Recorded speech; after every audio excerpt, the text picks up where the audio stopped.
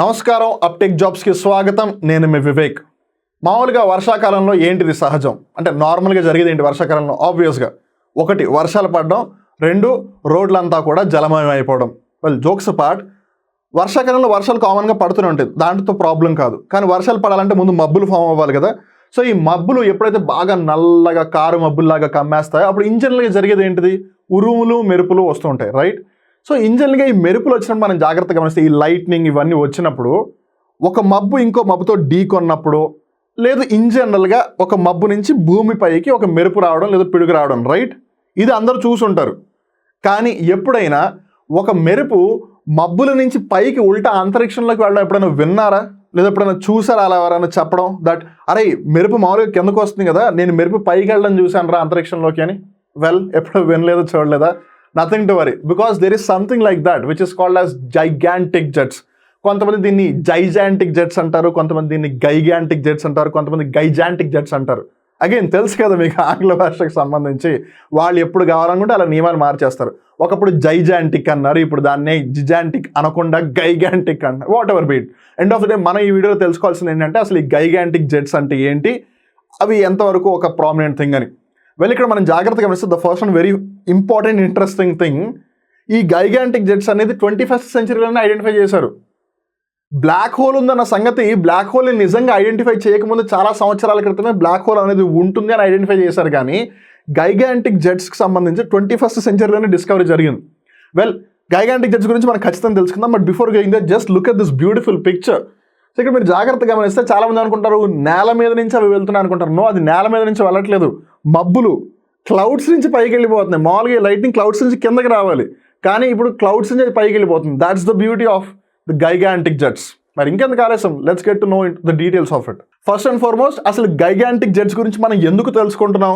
Because రీసెంట్గా NASA సంస్థ హిమాలయ పర్వతాలు ఏవైతే ఉన్నాయో అక్కడ వీటిని విట్నెస్ చేసింది కాబట్టి. సో ఇక్కడ మీరు జాగ్రత్తగా గమనిస్తే ఇక్కడ ఏవైతే చిన్న చిన్న కొండలా కనిపిస్తాయి, అవి యాక్చువల్గా చిన్నవి కాదు, ఫోటోలో చాలా చిన్నగా కనిపిస్తున్నాయి. సో అవి ఏవైతే ఉన్నాయో అవి హిమాలయ పర్వతాలు, they are Himalayan mountains. So ఇక్కడ మీరు జాగ్రత్తగా గమనిస్తే కొంచెం ఇక్కడ బ్లూ పర్పుల్ పింకిష్ కలర్ పైకి వెళ్ళేసరికి రెడ్ కలర్లో కనిపిస్తుందా? సో అవి మెరుపులు. ఎస్, నేను చెప్పింది నిజమే, మీరు విన్నది కూడా నిజమే, అవి మెరుపులే. మామూలుగా మెరుపులు ఎప్పుడు ఇలా కిందకు వస్తాయి, లైక్ ఇట్లా మెరుపులు కిందకు వస్తాయి, రైట్? లేదు ఇంజనరల్గా ఒక మబ్బు ఇంకో మబ్బుని ఢీకొన్నప్పుడు ఆ మబ్బుల లోపల టింగ్ టింగ్ టింగ్ మెరుపులు కనిపిస్తూ ఉంటాయి. సో క్లౌడ్ టు క్లౌడ్ లేదు క్లౌడ్ టు గ్రౌండ్ మనం ఇంజనరల్గా చూస్తూ ఉంటాం. కానీ మెరుపులు క్లౌడ్ మబ్బుల నుంచి ఎప్పుడైతే ఆకాశం వైపు లేదు అంతరిక్షం వైపు వెళ్ళిపోతాయో దాన్ని గైగాంటిక్ జెట్స్ అంటారు. ఇది రీసెంట్గా నాసా విట్నెస్ చేసింది హిమాలయ పర్వతాల దగ్గర. స్పెసిఫిక్గా చెప్పాలంటే చైనా, భూటాన్ ఆ పర్టికులర్ రీజన్లో అని చెప్పొచ్చు. సో ఇంతకీ గైగాంటిక్ జెట్స్ అంటే ఏంటి? They are a rare and powerful type of lightning. ఇవి మామూలు మెరుపులు కాదు, మనం ఇంజనరల్గా చూస్తాం కదా మెరుపులు, ఆ మెరుపులతో పోల్చుకుంటే ఇవి వాటి యొక్క అనమాట. Jokes about that can extend from the top of a cloud to the edge of the space. అంతరిక్షం లోపలికి కూడా వెళ్ళిపోతాయి ఇవి. లోపలికి అంతే, ఐ మీన్ భూమి యొక్క ఉపరితలాన్ని దాటి అంతరిక్షంలోకి. It goes in to the space leaving the earth's atmosphere beyond. They are relatively a recent discovery in the field of atmospheric phenomena, having been documented only in the 21st century. ఇక్కడ మనం జాగ్రత్తగా గమనిస్తే వీటి యొక్క ఏర్పాటు ఎలా జరుగుతుందని idea ఇప్పటివరకు శాస్త్రవేత్తలకి లేదు. బికాస్ వన్ థింగ్, అసలు ఇలాంటిది ఒకటి ఉంది అని డాక్యుమెంట్ చేసిందే 21st సెంచరీలో. Okay, there is something called as gigantic jets అని. 21st సెంచరీ అంటే గడిచిన 24 సంవత్సరాల లోపలే వీటిని డిస్కవర్ చేశారు, ఉంది ఇలాంటిది ఒకటి నిజంగా జరుగుతుంది అని. సో అది ఎందుకు జరుగుతుందని ఇంకా క్లియర్గా ఐడియా అయితే లేదు. బట్ మామూలు మెరుపుల కన్నా చాలా అంటే చాలా పవర్ఫుల్ ఇది. సో ఎందుకు గైగాంటిక్ జెట్స్ గురించి తెలుసుకోవడం అంత ఇంపార్టెంట్ అంటే they are different from regular cloud to cloud and cloud to ground lighting. నేను ఇందాక చెప్పాను కదా, మామూలుగా మబ్బులు ఉన్నాయి, వర్షాకాలంలో ఆబ్వియస్గా మబ్బులు ఫామ్ అవుతూ ఉంటాయి.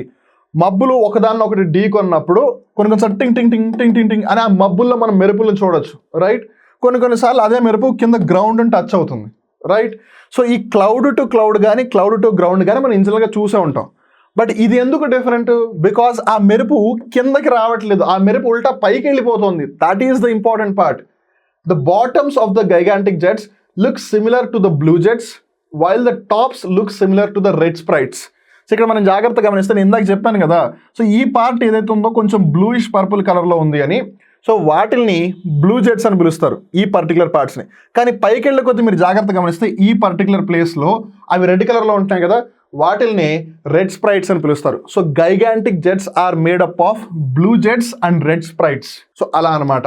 It pack 50 times the power of regular lightning strike.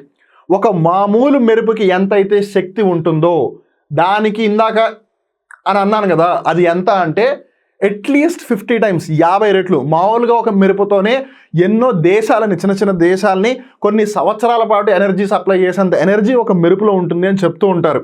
అలాంటిది సాధారణ మెరుపులతో పోల్చుకుంటేనే 50 రెట్లు ఉంది అంటే జస్ట్ ఇమాజిన్, ఒకవేళ మనం ఒక్క గైగాంటిక్ జెట్నైనా సరే మనం ట్యాప్ చేయగలిగితే, ఒకవేళ దాని యొక్క విద్యుత్ శక్తి ఏదైతే ఉందో దాన్ని కనుక మనం ట్యాప్ చేయగలిగామనుకోండి, just imagine what the future will be.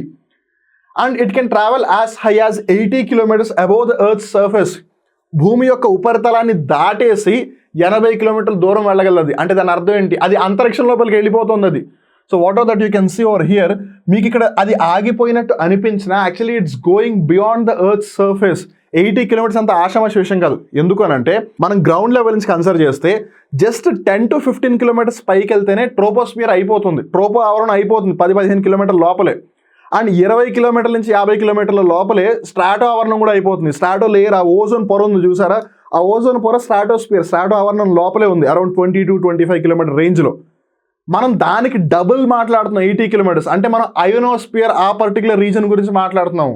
And it occurs between some thunder storms and the earth's ionosphere high above them. ఇప్పుడే చెప్పాను నేను.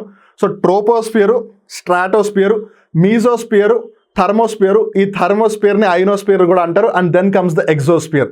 సో ఇక్కడ క్లౌడ్స్ సమ్వేర్ ట్రోపోస్ఫియర్లో ఫామ్ అవుతున్నాయి. కొన్నిసార్లు క్లౌడ్స్ స్ట్రాటోస్ఫియర్ దాకా వెళ్తాయి, బట్ నాట్ ఫ్రీక్వెంట్లీ. సో ట్రోపోస్ఫియర్లో ఉన్న క్లౌడ్స్ నుంచి తర్వాత స్ట్రాటోస్ఫియర్ దాటి, మీజోస్ఫియర్ దాటి అది అయోనోస్ఫియర్లోకి వెళ్ళిపోతుంది. సో అంత పైకి వెళ్తున్నాయి ఆ మెరుపులు. Gigantic jets bridge the gap between thunderstorms and the Earth's ionosphere, soaring high above the storm clouds. So మామూలుగా ఉరుములు మెరుపులతో కూడిన వర్షాలు పడుతూ ఉంటాయంటారు కదా, అలాంటి మబ్బుల నుంచి ఇంజన్ల కిందకి రావాల్సిన మెరుపులు పైకి వెళ్తున్నాయి. సో ఆ గ్యాప్ ఏదైతే ఉందో, బికాస్ అయోనోస్ఫియర్లో అయాన్స్ అనేవి చార్జ్డ్ పార్టికల్స్ ఉన్నాయి అక్కడ. అండ్ ట్రోపోస్ఫియర్లో నార్మల్గా వెదర్ ఫినామినా, వాతావరణ ఏవైతే దృగ్విషయాల ఫినామినా ఉన్నాయో ఇవన్నీ కూడా ట్రోపో ఆవరణలో జరుగుతాయి. స్ట్రాటోలో పెద్దగా ఏం జరగదు, మీజోలో పెద్దగా ఏం జరగదు, తర్వాత మళ్ళీ జరుగుతుంది. సో ఆ గ్యాప్ ఎక్కడైతే ఖాళీగా ఉందో దాన్ని గైగాంటిక్ జెట్స్ ఫుల్ఫిల్ చేస్తున్నాయి. బట్ అవి ఎలా చేయగలుగుతున్నాయి? అవి ఆ అయోనోస్ఫియర్లో ఏవైతే అయాన్స్ చార్జ్ పార్టికల్స్ ఉన్నాయో అవి వీటిని అట్రాక్ట్ చేస్తున్నాయా, లేదు ఇవి వాటిని అట్రాక్ట్ చేస్తున్నాయా? సో అవి ఎలా కనెక్ట్ చేసుకోగలుగుతున్నాయి? వీటికి సంబంధించి ఎటువంటి ఇన్ఫర్మేషన్ అయితే లేదు.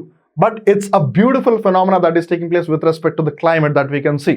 అండ్ ఇంకో ముఖ్యమైన విషయం, ఇప్పుడు ఇక్కడ మీకు కనిపిస్తున్నాయి కదా ఆల్మోస్ట్ ఎన్ని, 1 2 3 4 5. సరే ఈ ఒక్కదాన్ని పక్కన పెట్టండి. ఈ 4 కూడా ఒకటేసారి పిక్చర్ తీయలేదు, రాదర్ అవి జరిగిన వాటిని తర్వాత కంపోజిట్ చేశారు అలా జరిగింది అని చెప్పి. So that's how important it is. So ఏది అయితేనేం వాతావరణంలో జరిగిన ఒక అత్యంత బ్యూటిఫుల్ ఆస్పెక్ట్ గురించి తెలుసుకున్నారు కదా. వెల్, మీరు ఇప్పటివరకు చూడలేదు కాబట్టి, ఇన్ఫాక్ట్ నేను చూడలేదు ఆ ఫోటోలో చూసేంత వరకు. సో నాసా వాళ్ళు రీసెంట్గా దీన్ని ట్విట్టర్లో అలానే మిగిలిన వెబ్సైట్స్లో కూడా పోస్ట్ చేయడం వల్ల, వాళ్ళ యొక్క అఫీషియల్ వెబ్సైట్ వాటిలో పోస్ట్ చేయడం వల్ల దీని గురించి తెలిసింది. కాకపోతే నాసా కూడా చెప్పేది ఏంటంటే దీని మీద ఇంకా వర్క్ జరుగుతుంది, దీని గురించి పూర్తి ఐడియా ఎవరికి లేదు అని. బట్ ఏదేమైనా సరే it's a very interesting thing. And I'm very much sure maybe మీరు కూడా దీని గురించి విని ఆశ్చర్యపోయి ఉంటారు ఖచ్చితంగా. బికాస్ ఇన్ జనరల్గా లైట్నింగ్ ఇలా జరగదు కాబట్టి, మనకు తెలిసినంత వరకు మెరుపులు ఈ విధంగా ఉండవు కాబట్టి. బట్ ఏది ఏమైనా సరే బ్లూ జెట్స్, రెడ్ స్ప్రైట్స్ గురించి తెలుసుకున్నారు కదా. వెల్, ఈ వీడియో మీకు నచ్చినట్టయితే మర్చిపోకుండా లైక్ చేయండి. అలానే ఈ వీడియోకి సంబంధించి ఒకవేళ మీరు ఏదైనా ఫీడ్బ్యాక్ ఇవ్వాలనుకుంటే కింద కామెంట్ సెక్షన్లో హ్యాపీగా ఫీడ్బ్యాక్ ఇవ్వండి. అలానే ఇలాంటిది చాలామందికి చాలా తక్కువగా తెలుసు. సో అందుకని మర్చిపోకుండా ఈ వీడియోని ఎంతమందికి వీలైతే అంతమందికి షేర్ చేయండి, సో దట్ వాళ్ళకు కూడా నాలెడ్జ్ వస్తుంది. అండ్ ఆబ్వియస్గా కాంపిటేటివ్ ఎగ్జామ్స్ ఇలాంటి ఏదో ఒక ఈవెంట్ గురించి అడిగే అవకాశాలు సైన్స్ అండ్ టెక్నాలజీ పర్స్పెక్టివ్లో ఎక్కువగా ఉంటుంది కాబట్టి వాళ్ళకు కూడా ఇది హెల్ప్ అవుతుంది. అలానే అప్టెక్ జాబ్స్ యూట్యూబ్ ఛానల్కి మీరు ఒకవేళ ఫస్ట్ టైం వస్తే I would request you to kindly subscribe the channel. అలానే పక్కన ఉన్న బెల్ బటన్ కూడా ప్రెస్ చేస్తే ఇంకా మరీ మంచిది, బికాస్ ఎప్పటికప్పుడు ఇలా ఒక కొత్త వీడియోని అప్లోడ్ చేసినప్పుడు మీకు వెంటనే నోటిఫికేషన్ కూడా వస్తుంది. On that note, I hope you have learned something new and I hope you have updated yourself, and that's what Uptake Jobs offers you. So చూస్తూనే ఉండండి Uptake Jobs, మిమ్మల్ని మీరు అప్డేట్ చేసుకుంటూ ఉండండి. మళ్ళీ ఇంకో రోజు ఇంకో కొత్త కరెంట్ అఫైర్ ఎపిసోడ్లో కలుద్దాం. అప్పటి వరకు నేను మీ వివేక్. నమస్కారం.